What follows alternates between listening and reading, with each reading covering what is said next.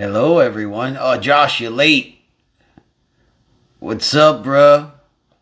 Josh is late, dude. Oh, I hear the pitter-patter footsteps coming into this room. And you know what that means. You know what that means. Yeah, bruh.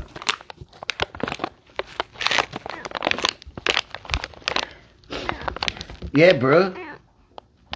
Willie. Willie?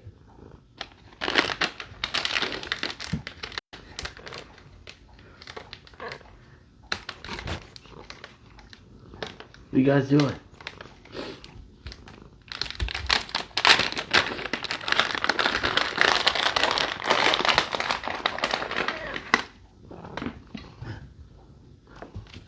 What's going on, bruh?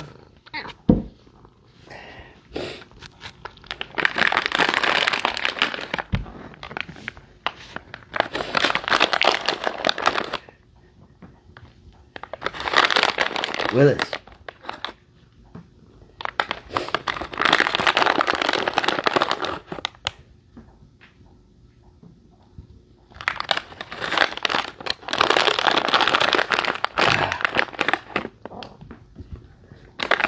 Willie.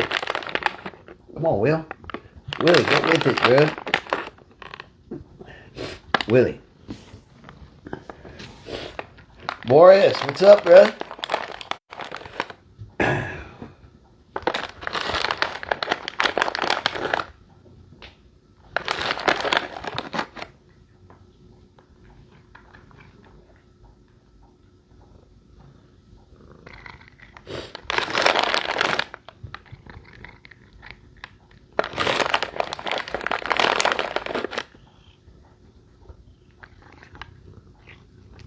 Willie. Boris, you want to try?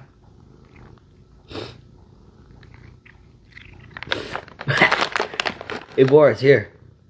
Boris, come on.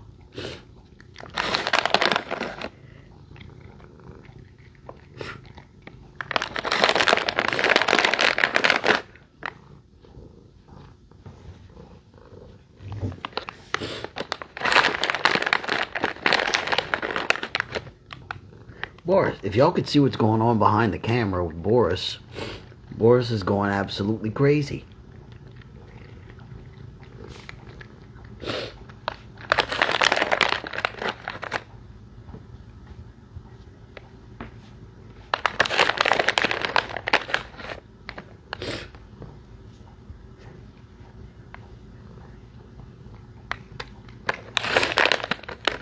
Boris, come on.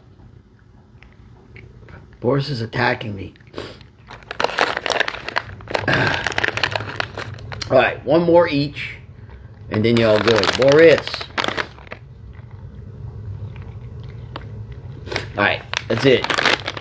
Y'all had plenty. Yeah, bruh. Dudes are loving the treats. Yeah, bruh. Alright, how's everybody doing? Boris is a fucking monster, that's right. You have no idea about this dude. He's been on a rampage lately. I'm not complaining. Alright. How's everybody's week going? Everybody's week went alright? Everybody had a good weekend? Yeah, bro. You toes in the house, look out. Everybody, hold on to your wallets. You toes in the house.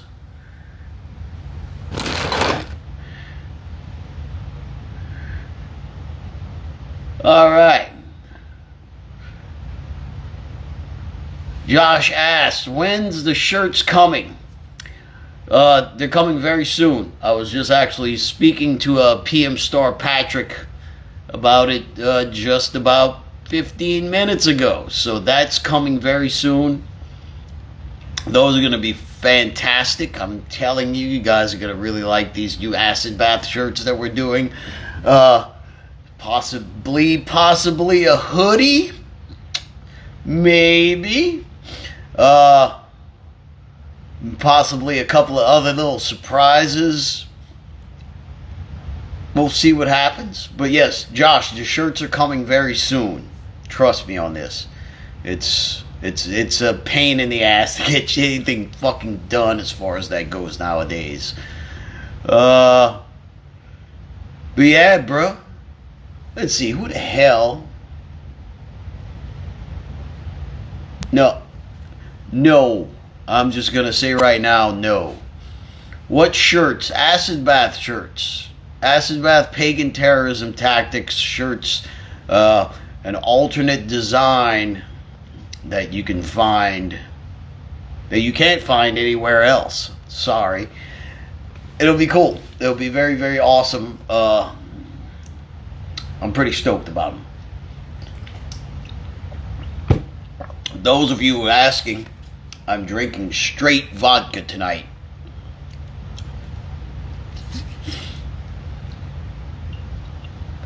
I'm kidding.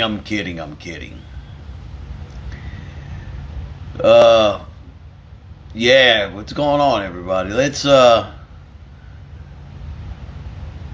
see what we got as far as some questions go.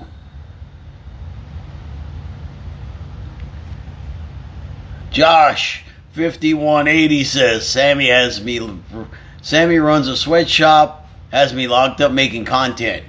Josh is locked in my basement as we speak right now. I just turned the internet on down in the basement so he can join us on the stream. I'm going to go down in the basement later with the cam, and I'm going to film him working on the acid bath pick sets. So you guys stay tuned for that. All right, let's see. Mo Soleil, that's a great question. And is it released yet, Mo? Everybody knows. I recently did a podcast with Mo Soleil recently for what's it called, Mo Soleil? Sick riffs and guitars. What's it called? Mo, chime in here. Tales from the Riff. Yes, that's it. I recently did a podcast with Tales from the Riff, and it was a very long one. And we had a lot of fun doing it. So go check out Tales from the Riff and give that podcast a listen. We talk about everything. We talk about guitars. We talk about music. We talk about Goatwhore. We talk about acid bath. We talk about all kind of shit. So, go give that podcast a listen. Tales from the Rift. Just did one with my good friend Mo Soleil. And we will be probably doing a part 2, actually. Because we didn't really get to cover everything that we got pretty deep in there, but there's still some unanswered questions. So, Mo Soleil and I will do a follow-up to the Tales from the Riff podcast. Yes. And that one should be more focused, because let's talk about the Tales from the Riff podcast that I just did. It was kind of like just me and Mo hanging out. Didn't really have any real direction or anything. Didn't really have anything prepared. Mo was actually just planning on coming over to my house and we're going to just fuck with guitars. Then he busted out the podcast stuff, and 2 hours later. But anyway, yes, we will be doing a follow-up to the podcast that I did with Tales from the Riff very, very soon, hopefully. And it will be more focused, I believe. And if you have any questions or anything that you'd like to bring up, hit up Tales from the Riff podcast and tell them that you would these are the questions you'd like to ask during the podcast, and we'll see what we could talk about. But anyway, let's see another question. All right, Jimmy K164 has a great question. So what made you decide to do the cutout on the SD2?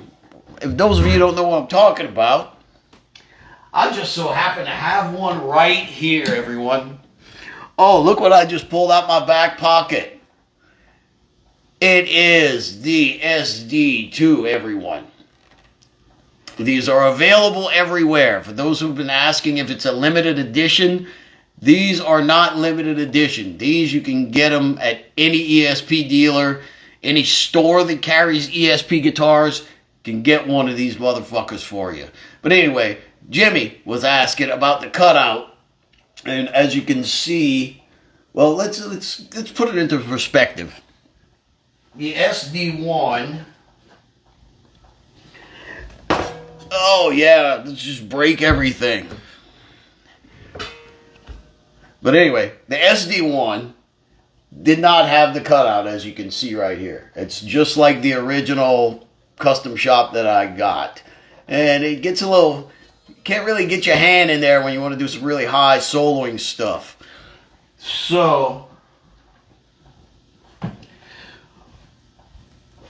what we did when they asked me what I could do to improve upon this was that we did the cutout so we could get into the higher frets easier. And that's why we did the cutout, is to get into that area a little bit easier. But yes, go, if you haven't ordered one yet, go order one. Trust me, these guitars are fantastic. Great stuff. But anyway, let's move onward to more questions, shall we?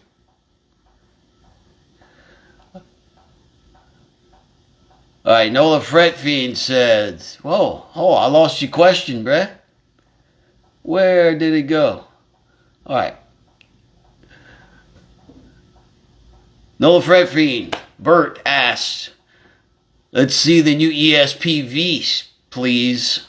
Are you talking about that crazy...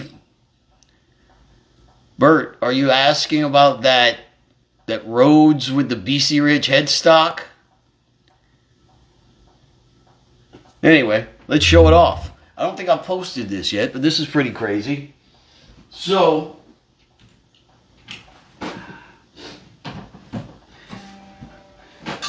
oh man.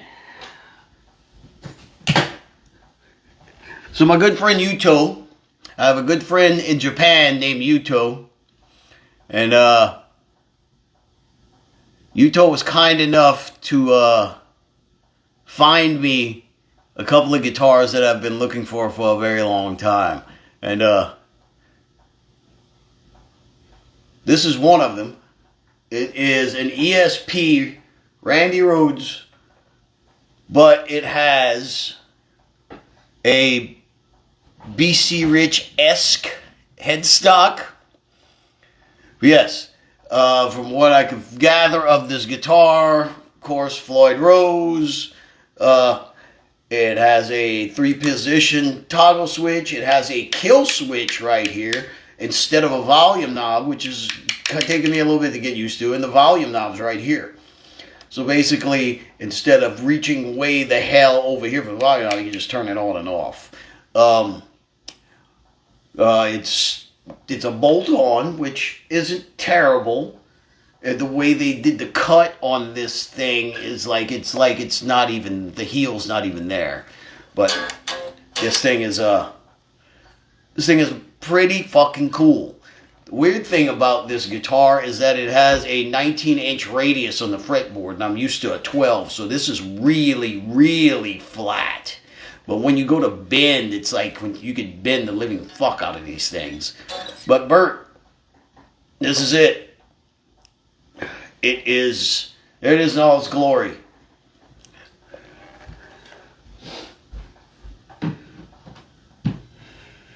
So yes, show and tell with Bert. Let's see if we can grab another question real quick.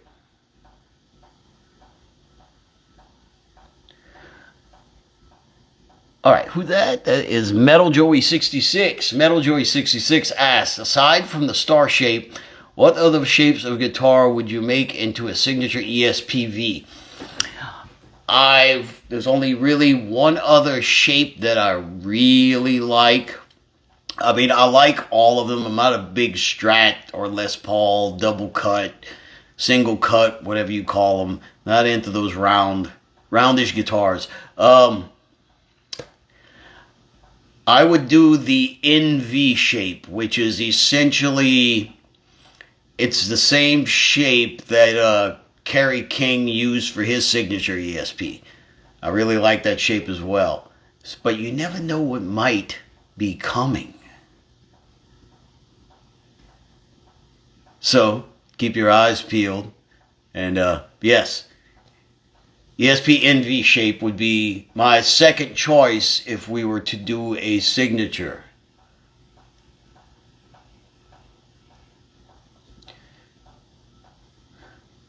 All right, who is this? Wadden or Waden?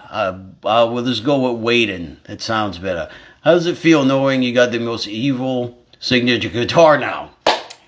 I feel very evil knowing that I have the most evil signature guitar on the market at this point.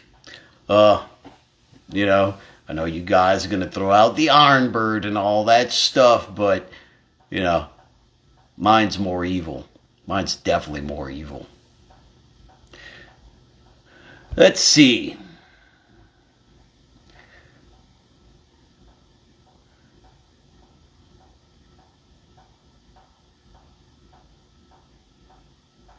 Let's see what we got. All right, we got questions rolling in like crazy, everyone. All right, Black Rose 13 asks, badass? I'd say badass.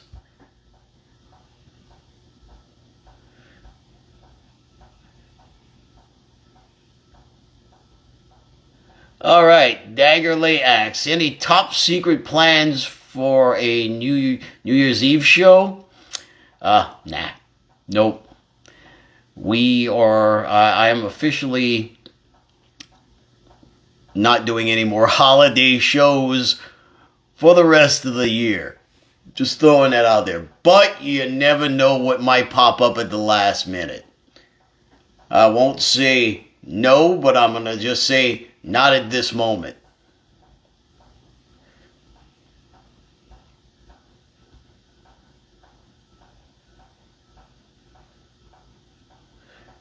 Hammerband Official says, what pedals on your pedal board and do you run it through the effects loop of your amp?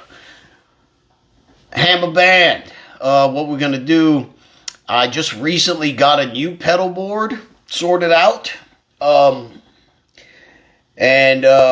Maybe next Sunday I'll grab it from the rehearsal room and we could do a little rundown on my pedal board and show you how I run it. But basically, I'm running, first in is a Shure wireless, I think it's a GLX 16.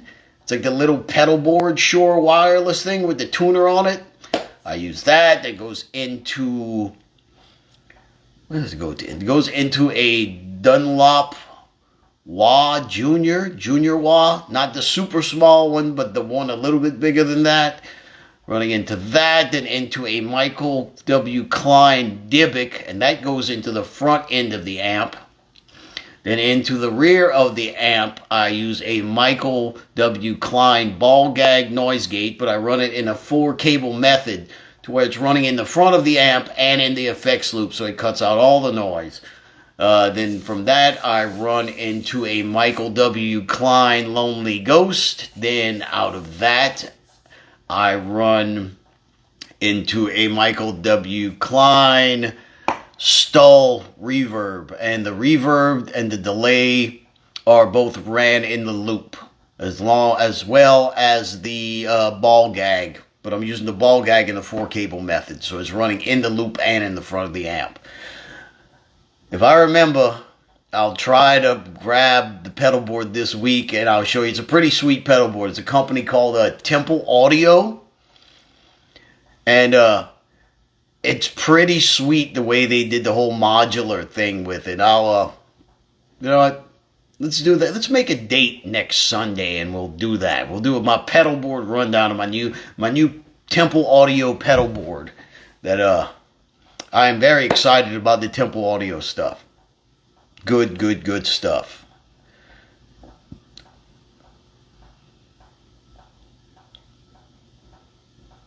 Josh 5180 has a fantastic question for everyone. Thoughts on Dak Simps? I didn't know Dak liked The Simpsons. I know he liked a lot of comic books, but I didn't know if he liked The Simpsons. So, I like The Simpsons too. So, that's cool.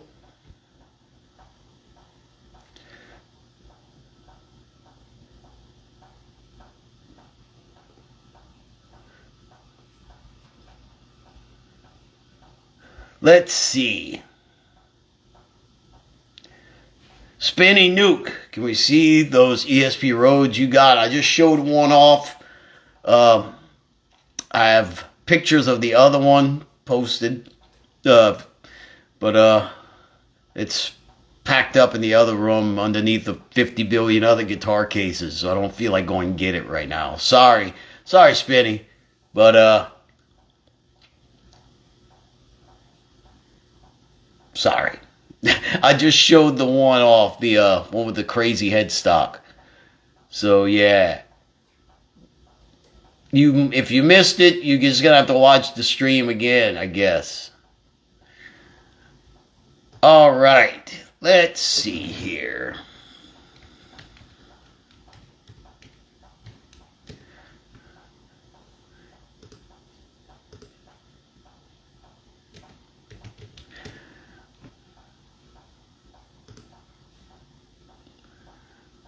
Let's see. Alright. Who is this? Suffering Noose has a great question. It says, favorite Dystopia album? Oh, man. That's a good one. That's a hard one to really pinpoint. I like all their stuff. I really like the Humans Equal Garbage EP. That's one of my favorites. Backstabber's really good. Backstabber's really good as well. Yeah, some of my favorites. Alright, what we got? Christian Grussing. Christian Grussing says, is it possible to see a tab book on acid bath songs? I have been thinking about this, and yes, when I get the time to actually sit down with someone who knows how to tab stuff out really fast. And I also like to sit down with Mike, because Mike was also playing some stuff that I wasn't really playing. I'm kind of playing different things at the same time. So I would actually have to sit down with Mike and figure out what the hell we were playing back then and do it. But I'm not opposed to it, so you never know what might happen. That is a very distinct possibility. But it's definitely going to take some time. So we'll see what happens. Alright, what we got? Bryson123XYZ has a great question. It says, when did you start playing guitar and what made you get into it? I started playing guitar. I actually started playing guitar, like learning how to actually play the guitar instead of like just making a bunch of racket on it and not really knowing what I was doing. Probably around 14 years old, I started taking lessons. But before that, I was kind of playing guitar like a bass, to where it was just like one string. I knew how to do that. Then I actually, around 14, I took lessons and I actually started learning how to, what chords were. Imagine that, a chord. So I started learning my chords roughly. Um, and that's when I really started playing. When I was around 14, actually learning how to properly play guitar. Um, and what made me get into it, man? I was always, ever since I was a kid, I always loved guitars. Always loved them. Like, just, you know, anytime I saw a guitar or saw someone playing guitar, it was like a magnet. I was just already always drawn to it. So, even before I even picked up a guitar, when I would see pictures of them or I'd see someone playing at like a wedding or something like that, I would just be like drawn to it. So, what made me get into it, I was always drawn to guitars. So, yeah.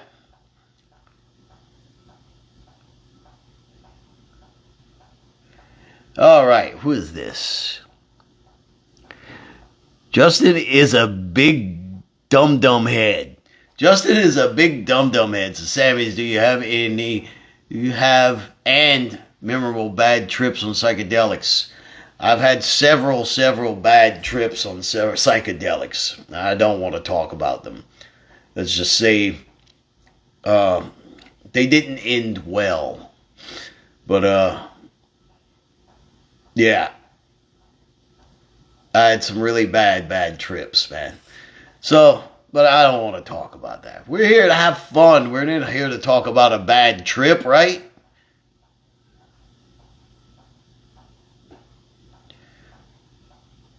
All right, Brandon Blasphemous has a great question. So, what's the story behind Audie's BC Rich Mockingbird bass?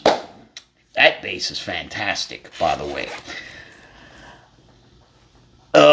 The story behind it was Audie loved BC Rich basses, loved BC Rich guitars. Audie loved BC Rich, but the problem was that there were very few BC Rich dealers in the Louisiana area. So, it was hard for him to find a BC Rich bass. It was hard to find a BC Rich guitar, much less a BC Rich bass. So, one day it was at oh my goodness, I think it was Todd's Music Exchange, or it was a store that was in Kenner, Louisiana. It was right near Ray Francis Drum Center. It was right there. It was a store. It was a guitar, man. They had so many cool guitars in there.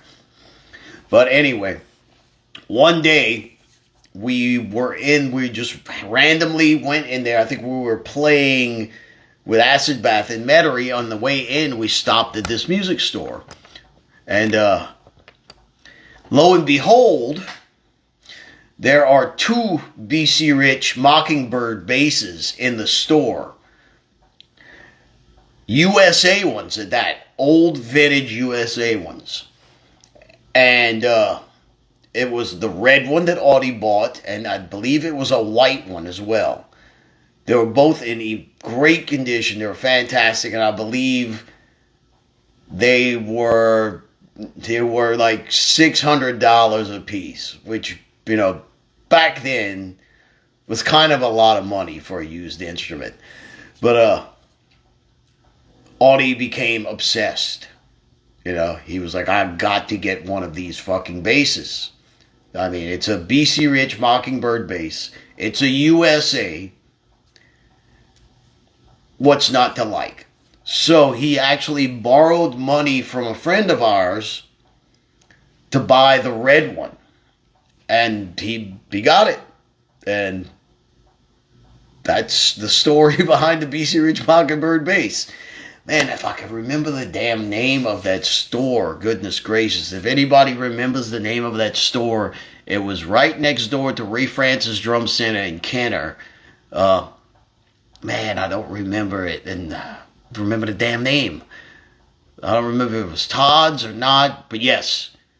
Great store, fantastic. They had all kind of cool shit in that store, man. All right, what we got? J.M. Wilson, 1987, says, favorite Exodus album? Oh, man. You're going to make me choose?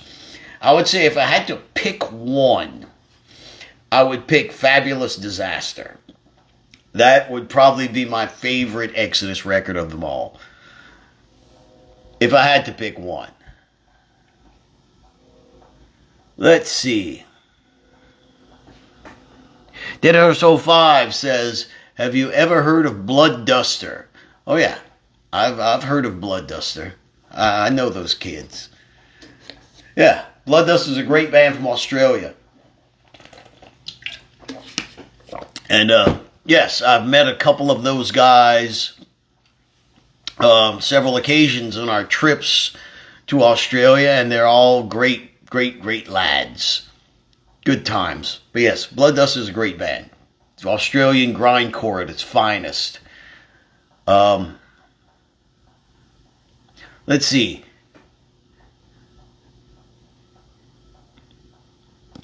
The Ginger Metalhead says, do you like Manila Road? Mark Shelton is the most underrated metal guitarist ever. I have to agree with you. Mark Shelton was a fantastic heavy metal guitarist. I love Manila Road.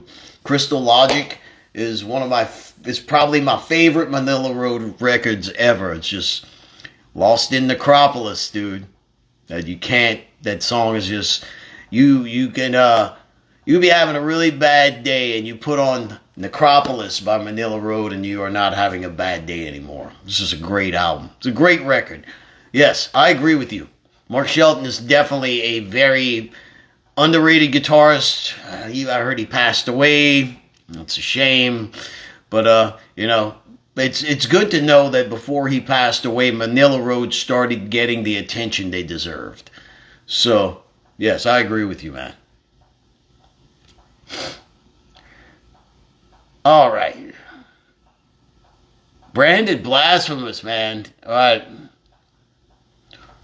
One more question from you, and this is your allotted one more question. So, story behind the paint job on Audi's Ibanez. So, Audi had this Ibanez, forgot what model it was. I'm sure you guys know. It was an RG bass or a road bass. It's over there. I forgot the model name. There's pictures of him playing it all over. It was his favorite bass until he got the BC Rich. But, the story behind that bass was it was black when he got it. It was just a plain old black bass. And they had a friend of ours that was tattooing down the bay in Galliano named Quentin Berg. And I believe he's tattooing in Norway or Sweden or somewhere up there. Scandinavia somewhere. Quentin Berg. But anyway, he's a friend of ours that was a tattoo artist and he also did airbrushing. So, Quentin was a very good friend of myself and Audie's. And, I guess one night they were up drinking and hanging out and they were talking about the bass, and I guess Quentin brought it up. It's like, man, you should let me airbrush that bass. And Audie was like, looked at it and said, all right. So, he gave the bass to Quentin, and Quentin went to town and airbrushed it. And he did a fantastic job. But that's basically the story behind the airbrushing of Audie's bass. Was Quentin Berg actually airbrushed it. A fantastic tattoo artist. And it was just kind of a spur of the moment thing, you know.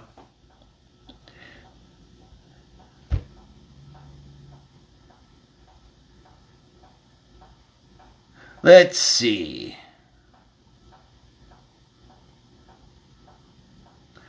What the heck?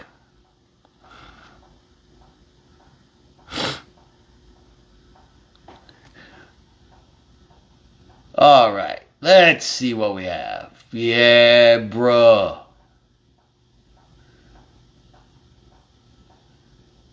Oh, man.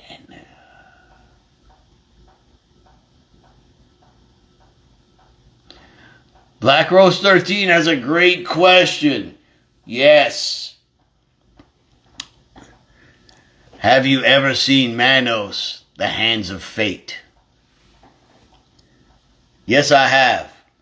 But Black Rose 13, have you ever seen Manos, The Hands of Fate on Mystery Science Theater 3000? I highly suggest you watch Manos, The Hands of Fate, but on Mystery Science Theater. it makes the movie that much more better.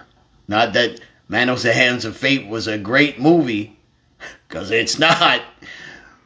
That's why you have to watch it on Mystery Science Theater, because it's fucking fantastic. Yeah. Yeah, bro. Manos, the Hands of Fate. All right, bro. Let's see. Big Nub Toro has a question. Says, any chance of Goatwhore doing a tour with Devil Master?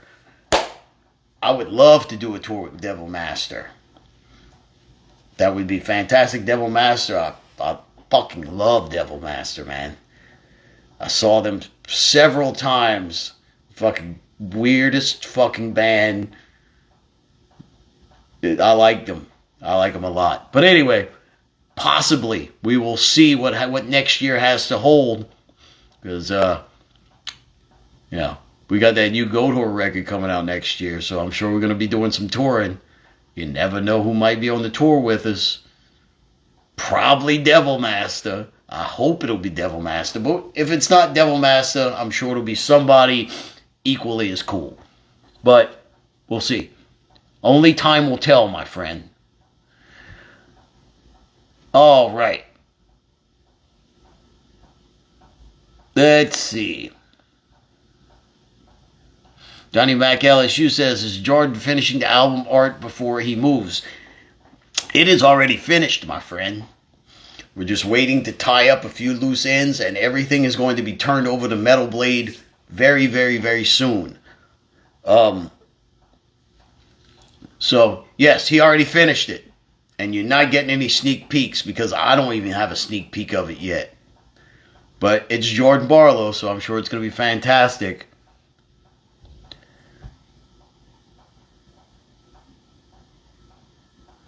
Let's see, what else we got?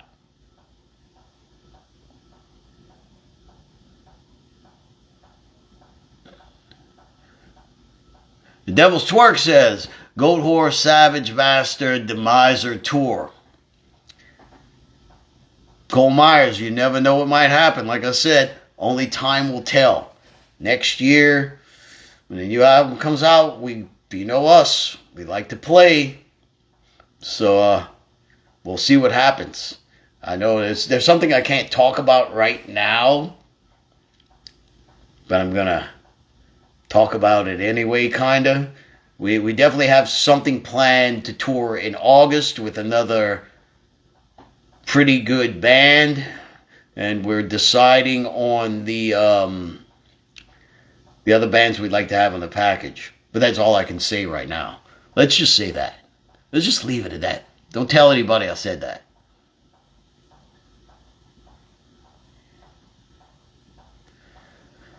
Let's see. Man, you guys are very inquisitive this evening.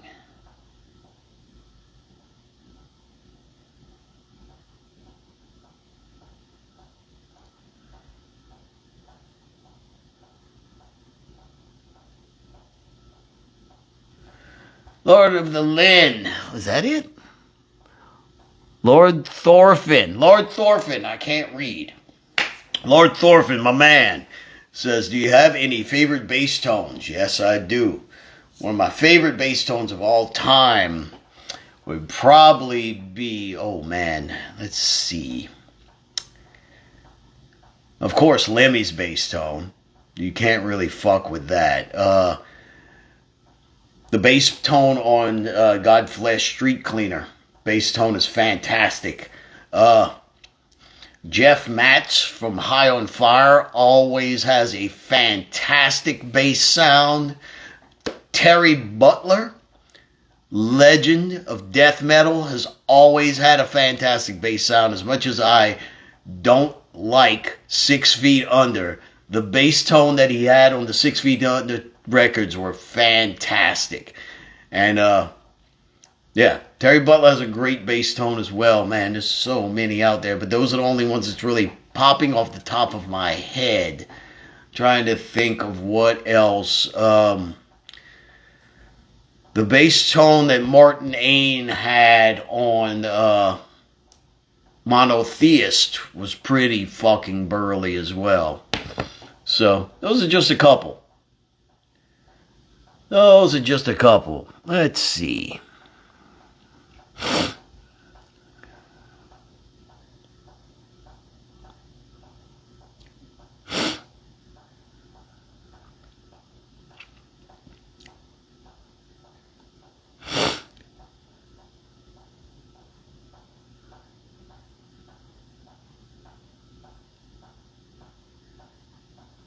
Sorry, I'm being boring. I'm reading. Josh, you're going to make a fucking YouTube video of me sitting here reading comments saying how boring I'm being, but I'm trying to sift through some questions that I feel that I can answer properly. All right, Mr. William H. Cat says, any word on the new record? Where's the progress? And I assume you're Mr. William H. Cat, you're talking about the new Goatwhore record. Well, I'm very happy to say that it is fucking done. It is mastered. It is mixed. The artwork is finished. We just need to do the layout. And then it is going off to Metal Blade Records. And from there, it's in their hands. I cannot give you a release date as of yet because I don't even know just yet. From what I understand, it might be delayed a little bit because of the vinyl shortage. Because we don't want to release it without the vinyl. It's our decision. We're going to stick by it. So until we get the vinyl, it's all about how fast we can get the vinyl. And as soon as that's done, you all get to enjoy the new Goatwhore record.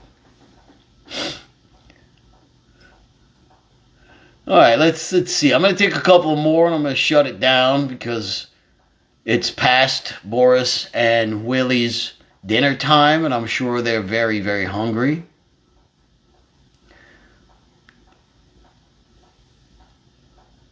Let's see. Let's see what we got.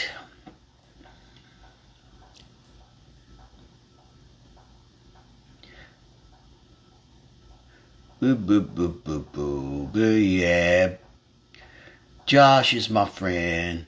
Josh is my buddy. What the hell is going on? I don't know. I'm reading all kind of crazy questions. Oh, man. All right, what we got?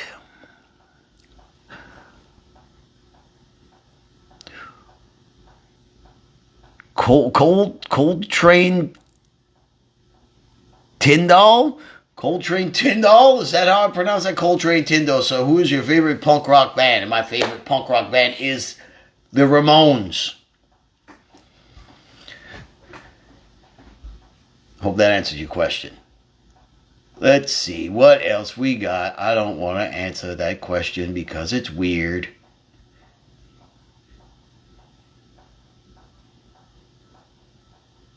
All right, Johnny McLSU says, what do you think about the cutaway on the LTD SD2? And I love it. It was my idea. Johnny, it was my idea, so I like it. I think they did a fantastic job. Yes. It's very comfortable. What do we got?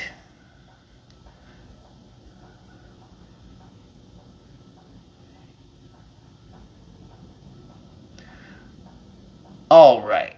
Let's see.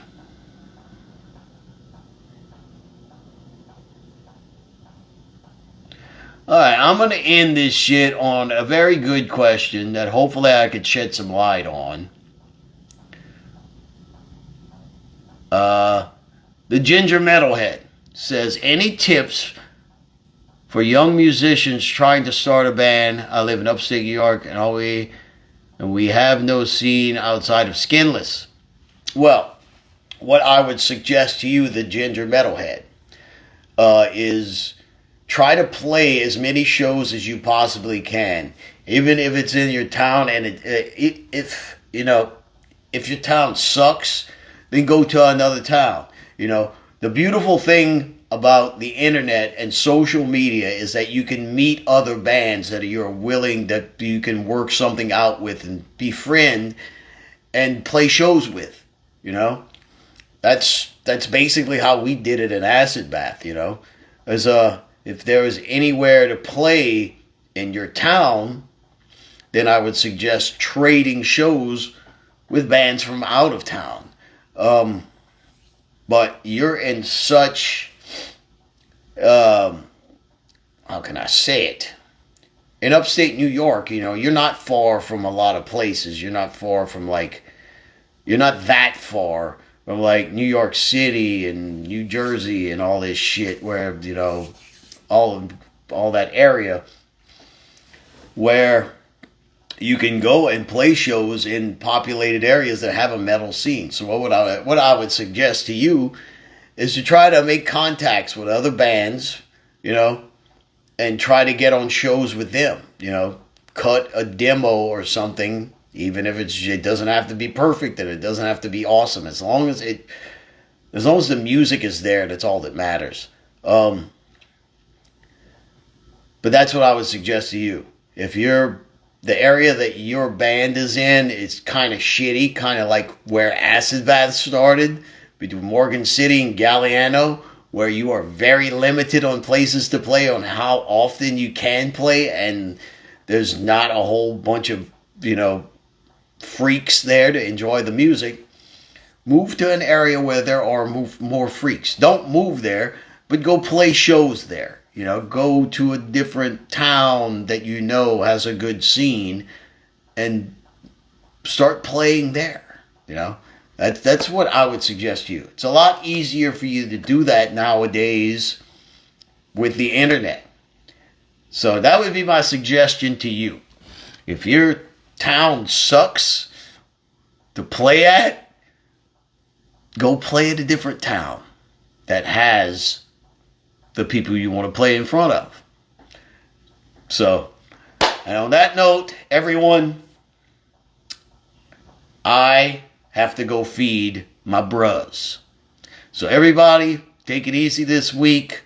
You guys, don't work too hard. Don't stress out. Everything's going to be okay. I promise.